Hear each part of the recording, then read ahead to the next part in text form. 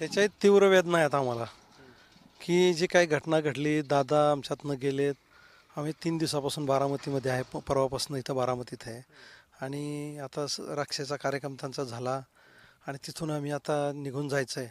परंतु जिथं दादाचा हा अपघात झाला, आम्हाला वाटतं की ती जागा आपल्याला बघायला मिळावी. किमान आमच्या दादाचा जिथं काय अंत झाला, शेवट झाला, कसा झाला, हे काय झालं, ह्याच्यातनं आम्ही तर काही करू शकत नाही कार्यकर्ते.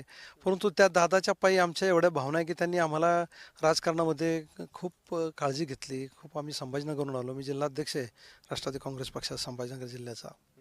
आणि जिथं हे घडलं की ते स्थळ तरी डोळ्याने बघावं, इथे कसं झालं असेल, ह्याच आमच्या भावना आहेत.